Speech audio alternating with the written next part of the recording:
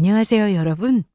오늘은 제가 그동안 길지 않은 인생을 살면서 겪었던 일 중 다시는 겪고 싶지 않은 충격적이지만 동시에 가장 속이 후련했던 저의 이혼 이야기를 들려드리려고 합니다.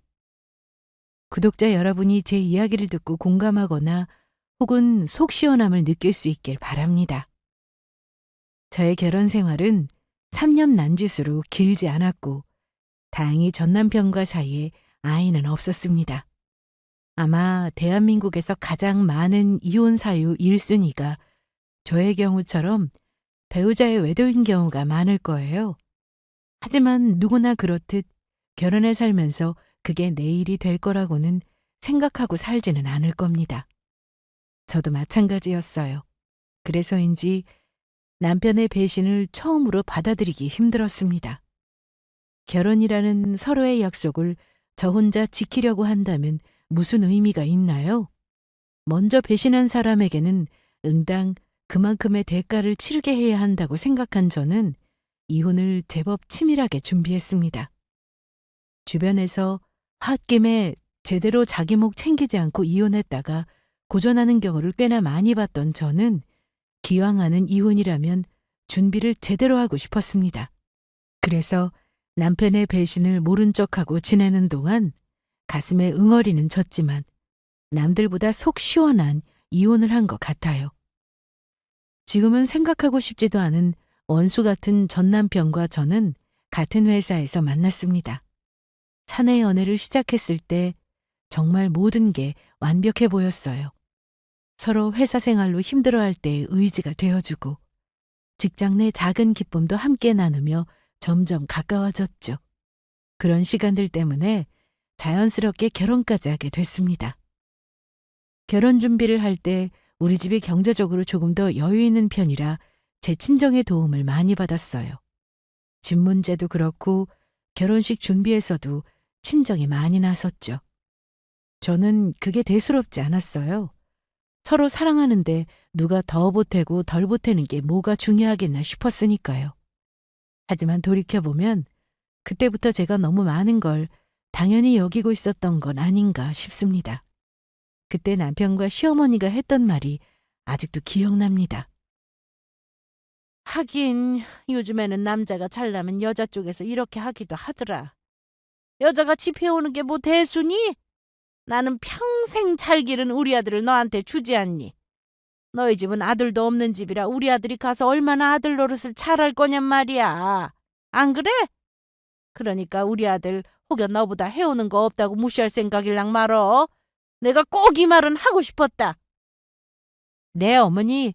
저도 나름대로 결혼 준비해왔고 부모님께 크게 손 벌리는 건 없어요. 그러니까 마음 너무 쓰지 마세요.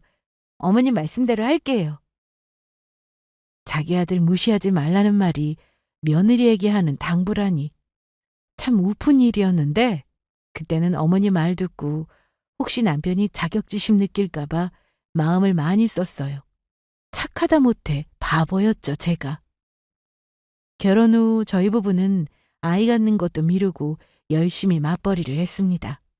아무래도 같은 직장이다 보니 서로의 월급도 뻔히 알고 있었고 부서는 달랐지만 서로의 일정도 훤히 알 수 있었어요. 처음에는 이런 점이 장점처럼 느껴졌습니다.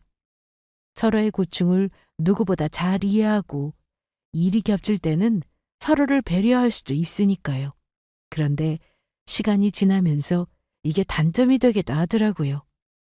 서로 너무 잘 아니 오히려 숨길 수 있는 게 거의 없다는 게 답답하게 느껴질 때도 있었죠. 하지만 저는 그런 문제를 크게 신경 쓰지 않았어요. 서로 믿고 의지하면서 잘 살면 되는 거라 생각했거든요. 하지만 그 와중에도 뒤에서 딴짓을 다 하려면 하는 게 남자인가 봅니다. 제 남편이 그랬으니까요. 물론 우리 부부도 좋았던 날들이 있었습니다. 하지만 남들처럼 달콤한 신혼생활을 즐겼던 건 잠시였습니다. 결국은 결혼도 생활이더라고요. 아이가 없다 보니 아무래도 더 서로의 생활을 중시하게 되었던 것 같기도 해요. 어느 순간부터 남편과 저는 취미생활도 따로 하게 되고 같이 시간을 보내는 일이 적어지더라고요. 원래 부부란 게 이런 건가 했지만 사실 시댁과 저와의 갈등도 부부 사이가 조금 멀어지는데 한몫을 했던 것 같아요. 저는 솔직히 말해 시어머니와 잘 지내지 못한 며느리입니다. 처음부터 그럴 생각은 없었어요. 어느 며느리가 시어머니와 처음부터 잘 안 지내고 싶겠습니까? 하지만 저희 시어머니는 유독 아들아들 하시는 분이셨습니다. 모든 일의 중심이 남편이었고 저를 보며 말씀하실 때도 늘 아들 위주로 말씀하셨죠. 결혼 전부터 알고는 있었지만 아들을 주신다고 했으면 간섭을 마셔야죠. 이건 말로는 내가 아들 가져갔다 해놓고 아들 며느리 둘이 잘 살라고 놓아주는 분이 아니셨습니다. 시어머니는 결혼 초부터 저희 집안에서 도움을 많이 받았던 걸 아는지 모르는지, 아니 다 아시면서도 모른 척 하시고 저를 향해 이런저런 요구를 하셨습니다. 예를 들어 저희가 맞벌이로 바쁘게 사는 걸 뻔히 아시면서도 집안 행사 준비를 저 혼자 도맡으라고 하시거나 남편이 가끔 주말에 쉬고 싶다고 할 때도 저더러 설득해서 꼭 시댁에 오라고 하셨죠. 처음엔 참았습니다. 결혼했으니 어느 정도는 맞춰야 한다고 생각했으니까요. 하지만 이런 상황이 계속되다 보니 저도 점점 지쳐갔고 갈등이 깊어질 수밖에 없었어요. 그런 날도 남편과 대화를 나누다가 시어머니와의 문제로 말다툼이 시작됐습니다. 남편은 참다 못해 제게 이런 말을 하더군요. 아마 본인도 중간에서 조금 짜증이 났을 거예요. 저도 이해합니다. 하지만 고부 갈등이 있을 때 남편의 역할이 얼마나 중요한지 아시죠? 우리 남편은 초반에만 잠깐 제 편을 들어주는 듯 했지만 나중에는 대놓고 저에 대한 불만을 표시했습니다. 제가 너무 자기 엄마에게 무뚝뚝하다며 조금 살갑게 굴라는 말도 하더라고요. 하지만 며느리분들 이해하실 겁니다.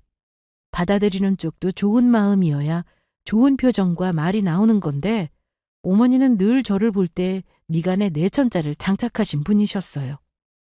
시어머니 앞에서 주눅이 들고 할 말을 못하는 걸 남편은 제가 무뚝뚝하고 싹싹한 구석이 없다고 느꼈던 것 같습니다. 솔직히 당신, 우리 엄마가 당신한테 너무한다고 할 것만은 아니야. 당신도 우리 엄마한테 너무 싸늘하게 대하는 거 알아? 우리 엄마가 당신한테 나쁜 마음으로 그러는 거 아니잖아. 자주 얼굴 보이라는 게 뭐 무리한 요구야? 싸늘하다니? 당신 어머니가 나한테 뭐라고 했는지는 하나도 기억 못하나 봐? 나 결혼해서 지금까지 할 만큼 했어.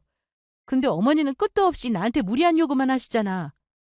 자주 오라고 하시는 건 차라리 내가 들어드리기라도 쉽지. 툭하면 돈 얘기하시고 목돈 가져가시면서 돌려주지도 않으시잖아.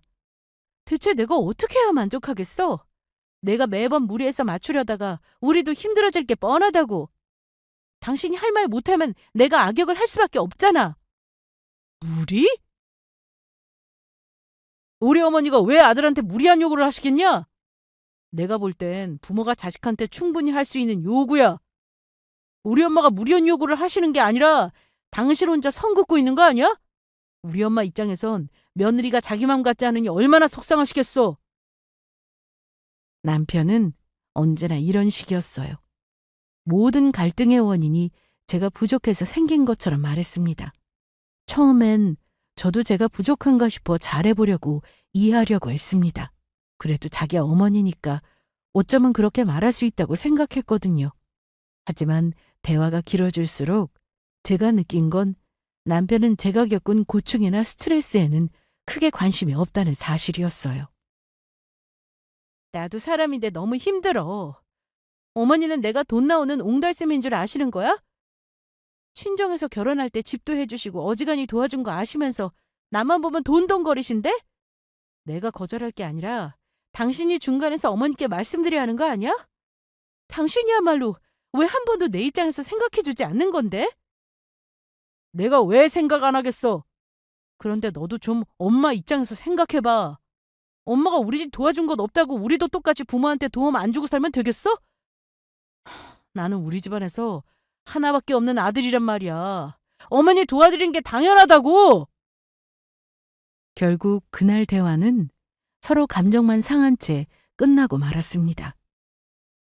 저는 알 수 있었어요. 남편은 우리 결혼 생활에서 생기는 모든 갈등을 제가 속이 좁은 탓을 하더군요. 게다가 며느리인 제가 조금만 노력하면 될 일인데 가족끼리 계산적으로 굴고 따진다며 불만을 보였습니다. 고부 갈등이 깊어질수록 남편과의 관계도 점점 안 좋아지더군요. 어느 순간부터는 남편이 저에게 이런 말도 했습니다. 당신은 결혼 전엔 안 그러더니 결혼하고 나서 왜 성격이 변했냐?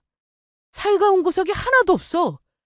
우리 엄마한테도 그렇고 나한테도 그렇고 애교 안 없는 마누라랑 사는 게 참 재미없다 진짜. 내 성격이 변했다면 이유가 있겠지. 아무 계기 없이 사람이 변하겠어? 나는 내가 이렇게 된 게 당신 때문인 것 같아. 남편의 말에 기분이 나빠 저리 받아쳤더니 남편 역시 그게 자기 때문이란 거냐면서 불쾌해하더라고요. 처음엔 저도 남편이 기분 나쁜 말을 해도 적당히 넘어갔습니다.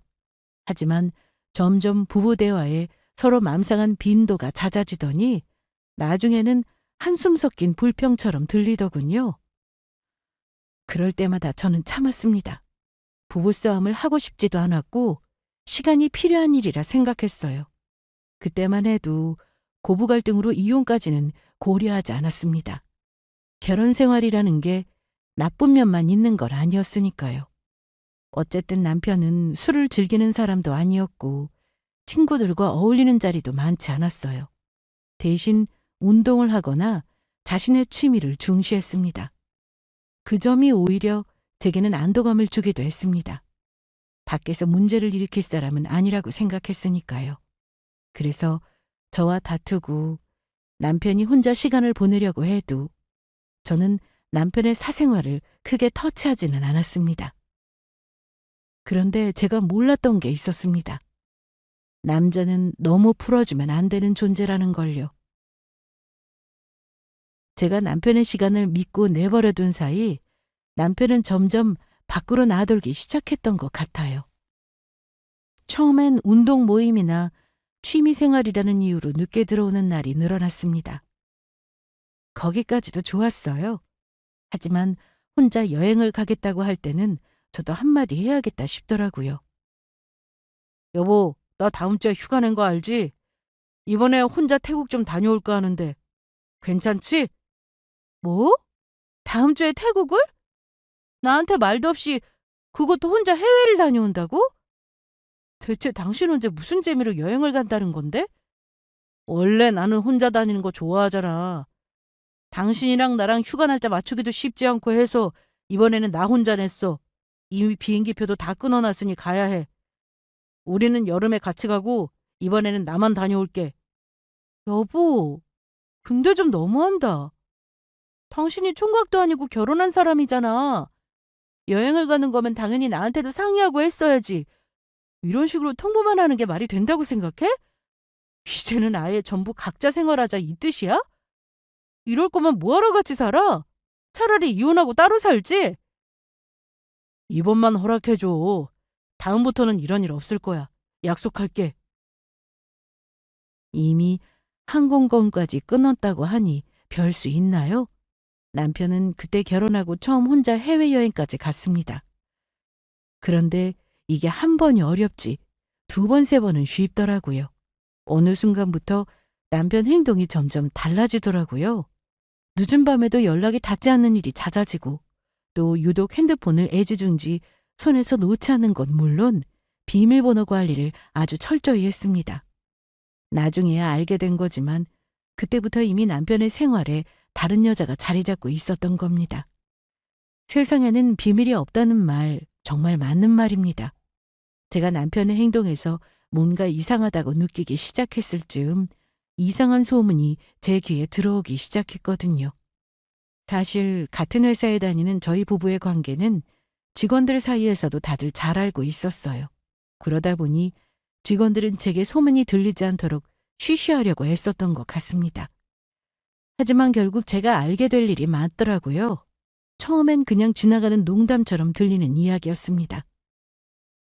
김 대리, 요즘 자기 남편이 직원들이랑 엄청 팀워크가 좋다며? 특히 거기 되게 유명한 계약직 여직원이 한 명 있던데 같이 운동도 한다고 그러던데.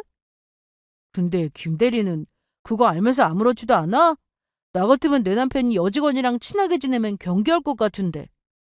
뭐 운동 모임 한다고 듣긴 했어. 팀원들이랑 같이 잘 지내면 좋지 뭐. 별일이야 있겠어. 회사에 우리 부부인 사실 모르는 사람 없는데. 그래도 조심해. 사람 일 모르는 거다. 직원들의 이런 걱정 섞인 말들이 제 주변을 스치고 지나갔지만 저는 애써 웃으며 넘겼습니다. 설마 우리 남편이 간 크게 회사에서 딴짓을 할 리가 있겠어? 다들 괜히 말을 부풀리는 거겠지. 괜히 자극적인 소재로 남의 말하기 좋아하잖아. 남편을 믿고 싶었던 저는 그렇게 스스로를 안심시키며 소문을 외면하려고 했습니다. 사람들이 과장된 이야기를 만들어낸 거라고 생각하고 싶었거든요. 하지만 시간이 지나면서 소문은 점점 더 구체적으로 변해갔습니다. 이제는 남편이 누구와 자주 다닌다거나 그 사람이 어떤 모임에 함께 나온다는 구체적인 정황들이 흘러나왔어요. 그리고 어느 날 동료가 조심스럽게 말을 꺼냈습니다.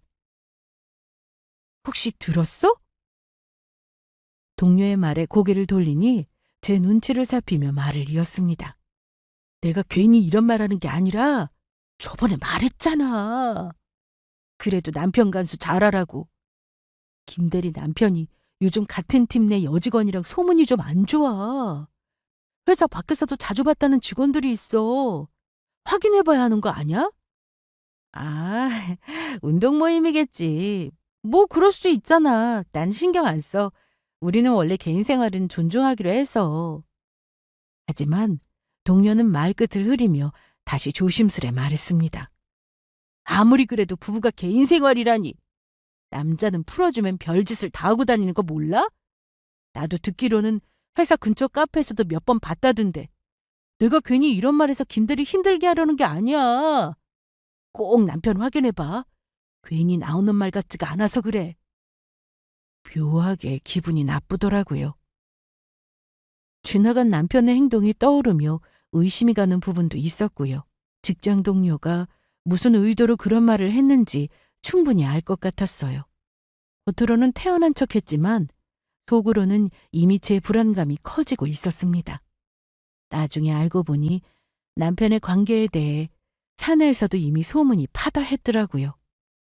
당사자인 저와 남편만 모르고 있었을 뿐 모두가 눈치채고 쉬쉬하고 있었던 거죠. 모든 사실을 알았을 때 제 자신이 참 바보같이 느껴지더라고요. 왜 주변 사람들이 눈치채는 동안 나는 몰랐던가 생각해보니 답은 하나였습니다. 제가 보고 싶지 않은 것을 외면했고 믿고 싶지 않은 걸 애써 부정했기 때문이었죠. 그날 이후 저는 소문이 맞는지 확인하기 위해 몇 가지 증거를 모으기 시작했습니다. 남편의 핸드폰을 슬쩍 받고 남편 행동을 조심히 관찰했죠. 그리고 그 과정에서 깨달았습니다. 소문은 그냥 소문이 아니었고 남편의 거짓말이 하루하루 드러나고 있다는 걸요. 남편의 일상을 떠올려 보니 그동안 제가 간과했던 많은 것들이 퍼즐 조각처럼 맞춰지기 시작했죠. 남편 외도를 애써 믿지 않으려고 했지만 마음 한편으로는 진실을 확인해야겠다는 생각이 점점 강해졌습니다. 그래서 남편의 행동, 전화 기록, 그리고 작은 단서 하나하나를 놓치지 않으려고 조심스럽게 증거를 모으기 시작했어요.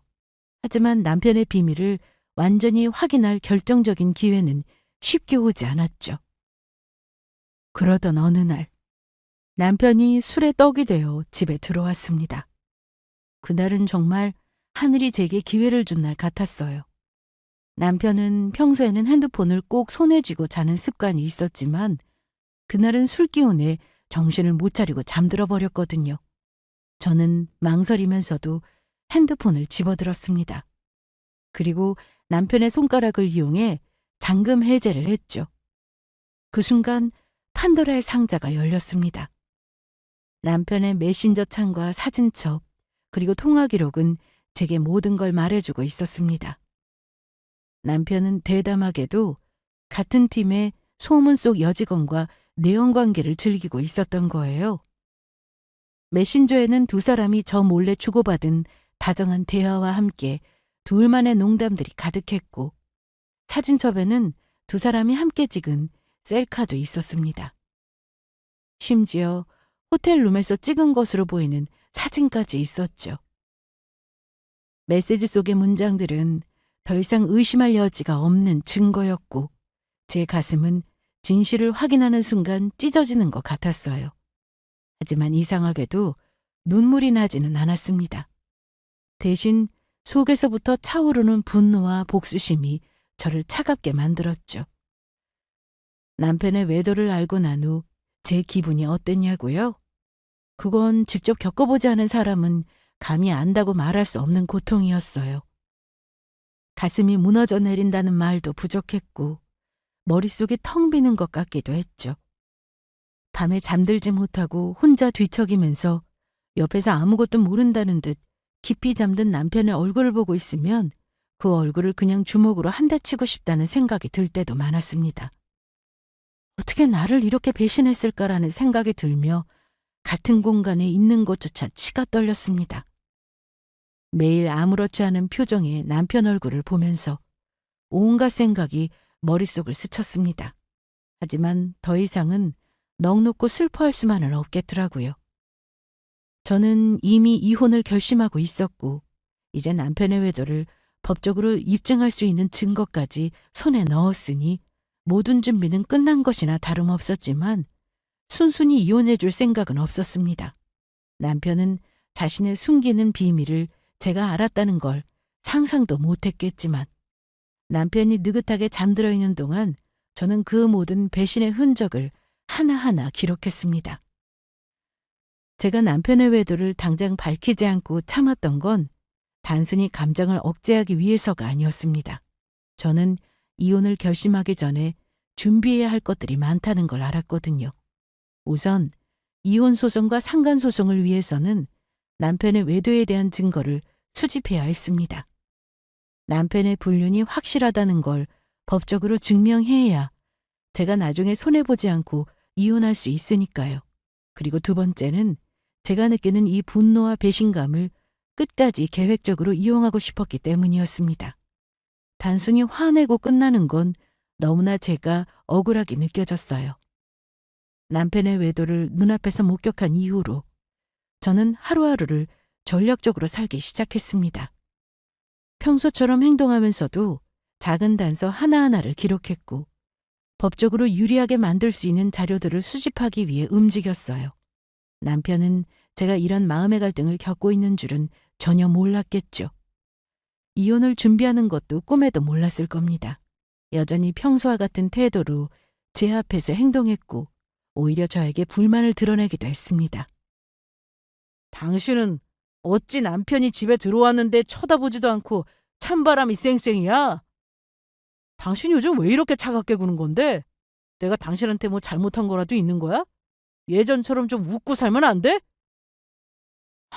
글쎄, 나는 그대로인데 당신이 변한 게 아니고 웃고 살자는 말을 하다니.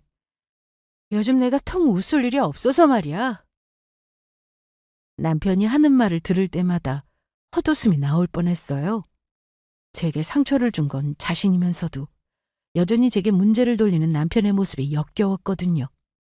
제가 남편에게 분노를 터뜨리지 않고 조용히 행동했던 건 그 모든 끝을 제가 원하는 방식으로 끝내기 위함이었습니다. 감정에 휘둘리지 않고 철저하게 준비해서 남편이 상상도 못할 방식으로 복수하고 싶었거든요. 저는 나름대로 결혼 생활의 끝을 준비하기 시작했습니다. 남편이 모르는 사이에 조용히 하지만 철저히요. 특히 재산 문제를 제게 유리하도록 정리하는데 가장 신경을 썼습니다.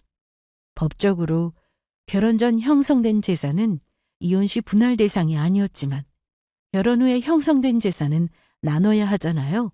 그래서 저는 이 점을 활용해 확실하게 준비를 해놓았습니다. 먼저 저희가 살고 있는 집은 친정에서 마련해 준 것이었어요. 결혼 준비 당시 저희 친정에서 집 마련에 큰 도움을 주었지만 남편과 시댁은 이를 당연하게 여기며 고마움을 표현한 적도 없었죠. 하지만 저는 그 집이 온전히 제 몫임을 입증할 수 있는 서류를 이미 준비해 두었습니다. 친정에서 받은 자금 증빙 자료, 집 구입 과정에서 오간 서류들, 그리고 저희 부모님 명의로 작성된 기록까지 모두 모아두었죠. 남편이 이혼 과정에서 집 문제로 시비를 걸더라도 절대 손을 댈 수 없도록 철저히 대비한 겁니다. 결혼 후 남편이 모은 돈, 그것도 문제 없었습니다. 결혼 후 3년 동안 남편이 벌었던 돈이 꽤 있었지만 그 대부분은 저희 생활비나 시댁 지원으로 쓰였어요. 남편은 스스로 돈을 모으지 못하는 스타일이었거든요. 저는 그 점을 알고 있었기에 결혼 생활 동안 우리가 함께 쓴 돈의 기록을 꼼꼼히 정리해 두었습니다. 남편이 주장할 수 있는 돈의 출처는 본인이 직접 관리했던 적금 정도였는데 그 금액도 법적으로 나눌 대상이 될 테니 저와의 분할 협상에서 유리할 수밖에 없었죠. 저는 이미 준비를 마친 상태였고 남편이 주장할 여지를 없애기 위해 모든 재산 상황을 철저히 파악해 놓았습니다. 결국 제가 원하는 건 단순히 재산을 나눠 갖는 게 아니라 남편이 이혼 후에도 손가락만 빨게 만드는 것이었습니다. 철저히 준비한 덕분에 남편이 결혼 후 모은 재산이라고 주장할 여지는 전혀 남지 않았죠. 그리고 만약 남편이 억지를 부리더라도 유책 배우자는 남편 노민이 법적으로 유리한 위치에 서 있는 상황이었습니다. 저는 이미 모든 증거를 모았고 법적 절차를 밟기 위한 준비를 마쳤죠. 남편은 자신의 행동에 어떤 결과를 초래할지 전혀 모르고 있겠지만 저는 이제 남편을 상대로 법정에서 완벽히 승리할 준비를 끝낸 상태였습니다. 이제 남은 건 제가 준비한 모든 걸 실행에 옮기는 일뿐이었죠. 그런데 그 실행에 옮기는 일이 전혀 예상치 못한 사건으로 앞당겨지게 되었습니다. 회사 일은 회사 일대로 해야 했던 저는 원래라면 해외 출장 중이어야 했어요. 중요한 일정이라 모든 걸 철저히 준비해둔 상태였죠.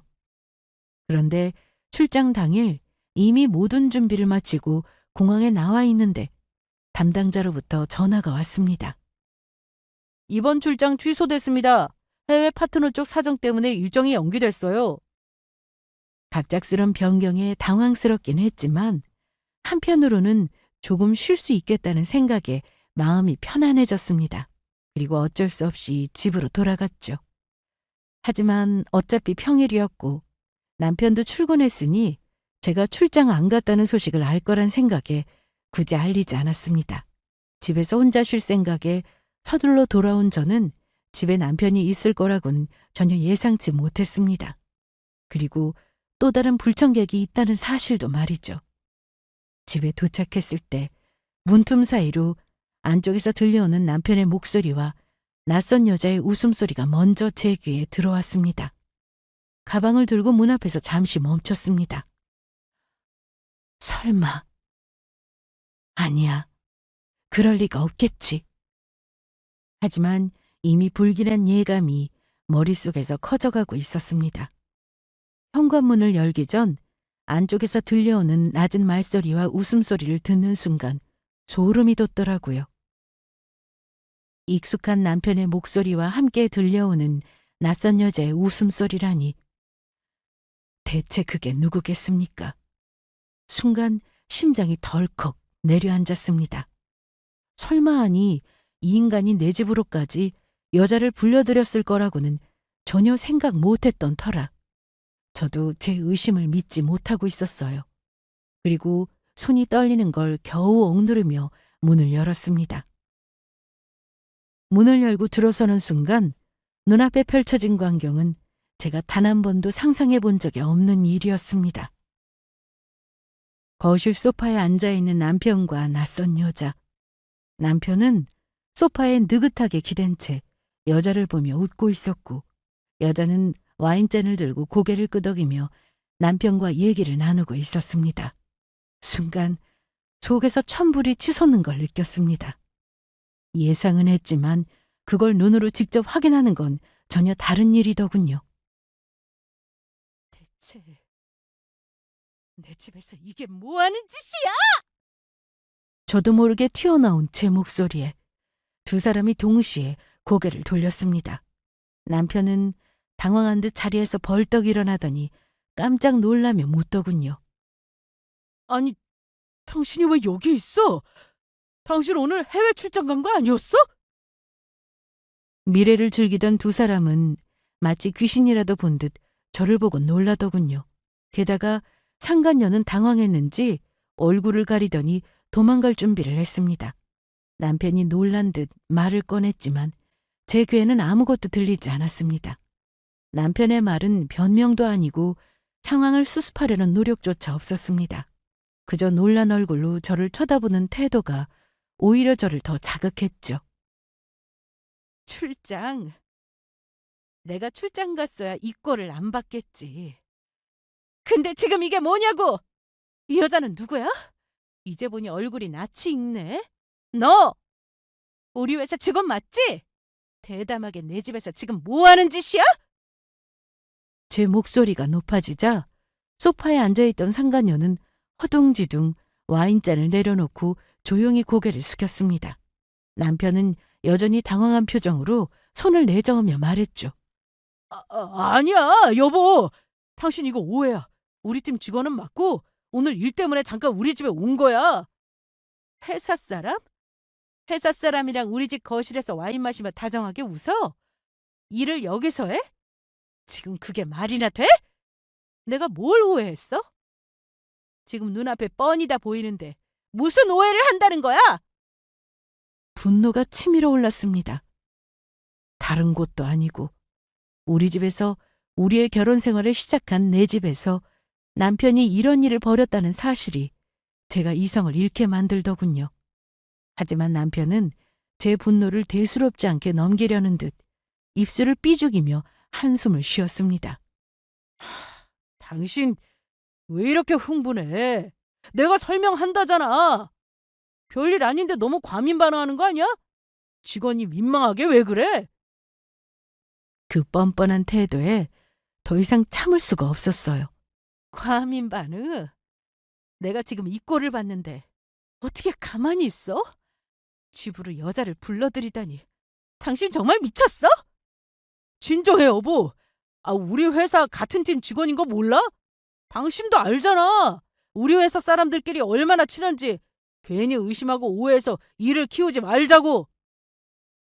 이런 꼴까지 보였으면서 발뺌 많은 남편의 태연한 표정과 변명은 저를 더욱 분노하게 만들었습니다. 친구? 친한 회사 사람? 그런 사람이 우리 집에 와서 소파에 앉아 와인을 마셔? 당신 사람이 어쩜 이렇게 뻔뻔해? 저는 남편을 똑바로 쳐다보며 한마디를 덧붙였습니다. 오늘 내가 출장이 취소 안 돼서 집에 안 왔으면 대체 둘이 뭘 더 했을까? 안 봐도 뻔한 거 아니야? 그제야 옆에 있던 상간녀가 조용히 일어나더니 남편의 옷소매를 살짝 잡고 나직하게 말했습니다. 저 이제 그만 갈게요. 상간녀는 제 눈치를 보며 허둥지둥 집을 나섰고 남편은 상간녀를 붙잡지도 못했습니다. 저는 그 모습을 보며 비웃음이 나왔습니다. 머리채라도 잡고 싶었지만 이미 바람을 알고 있었는데 무슨 의미가 있나 싶어 도망치는 상간녀를 그냥 놔뒀습니다.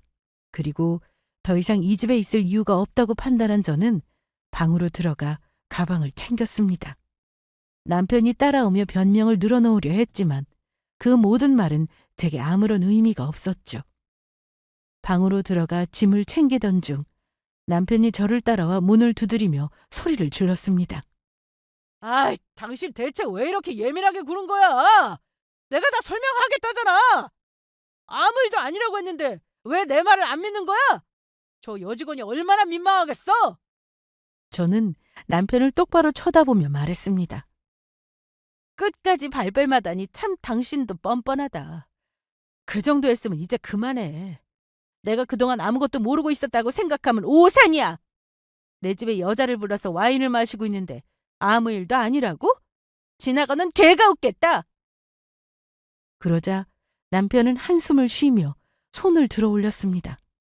뭐야? 그럼 당신 이미 알고 있었다는 거야? 아유,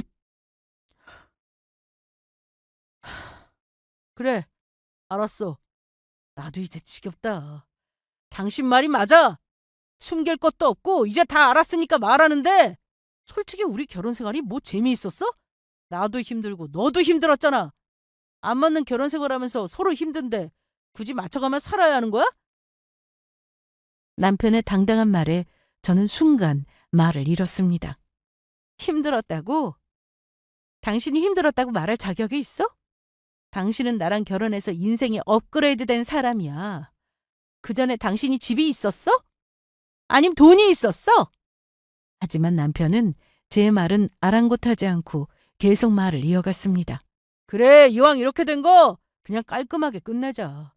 솔직히 우리도 서로 안 맞는 거 알고 있었잖아. 조용히 협의이혼하자. 더 질질 끌어봤자 서로한테 좋을 게 없잖아? 우리 사이에 애도 없는데 이혼 절차도 금방 끝날 거야. 남편은 마치 이미 모든 게 정해진 일이라는 듯한 태도로 비웃으며 말했습니다. 내가 다 정리할 테니까 당신도 더 이상 힘 빼지 말고 우리 사이 그냥 끝내자 이 말이야. 남편 놈의 뻔뻔한 태도에 헛웃음이 나오더라고요. 저는 남편을 향해 차갑게 쏘아붙였습니다. 협의이혼?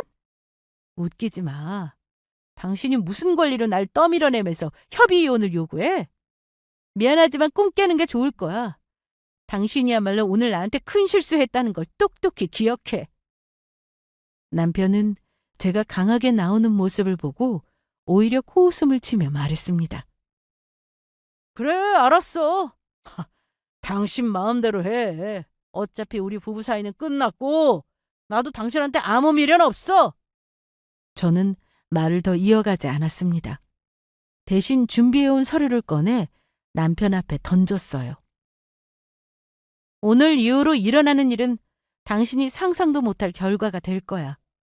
힘 빼지 말고 끝내자고 했지?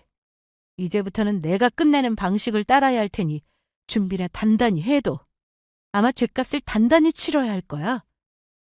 남편은 처음에는 무슨 서류인지도 모르고 대충 넘겨보니 점점 얼굴이 굳어지기 시작했습니다.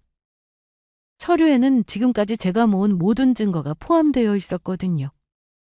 남편의 외도 증거 자료, 상간녀를 상대로 한 소송 소장, 그리고 이혼 소장까지 말이죠. 남편이 놀란 얼굴로 저를 붙잡으려 했지만 저는 그 인간의 손을 뿌리쳤습니다. 똑똑히 잘 봐도 내가 전부 모를 거라 생각하고 신나게 바람 피웠지? 덕분에 제대로 증거를 모았네. 이제부터 당신이 할 수 있는 건 아무것도 없어. 내가 이 결혼을 끝낼 거니까. 이제 당신은 조용히 결과를 기다려. 그 말을 남기고 저는 문을 열고 나왔습니다.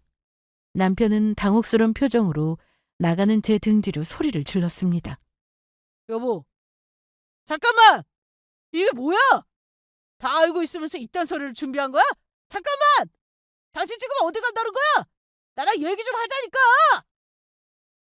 하지만 저는 돌아보지 않았습니다. 남편이 개거품을 물고 쫓아 나오든 말든 이미 저는 모든 준비를 마친 상태였으니까요. 이제부터는 제 계획대로 일이 진행될 차례였습니다. 제가 집을 나오긴 했지만 어차피 그 집은 제 명이니 남편은 소송 전에 내 집에서 나와야 했어요. 서류를 남기고 집을 나온 후 저는 남편에게 연락하지 않았습니다. 모든 걸 법적으로 처리하기 위해 변호사를 통해 진행하기로 했죠. 그리고 며칠 뒤 남편에게 법적 절차가 시작되었다는 연락이 갔습니다. 남편은 처음엔 아무렇지 않게 대응했지만 시간이 지날수록 자신이 얼마나 불리한 상황에 놓였는지 깨닫기 시작했을 겁니다. 그리고 결국 남편은 저를 만나자고 연락해 왔습니다. 저는 마지못해 남편을 만났습니다. 그날 카페에서 만난 남편놈은 한눈에 봐도 굉장히 불안하고 초조해 보였어요. 여보, 당신 이거 정말 이렇게까지 해야겠어? 이혼 소송하는데 대체 위자료는 왜 그리 많이 청구했어? 그리고 우리 회사 말이야. 굳이 나 망신 줘가면서 꼭 알릴 필요까지는 없잖아. 제발 내 상황도 고려해 주라.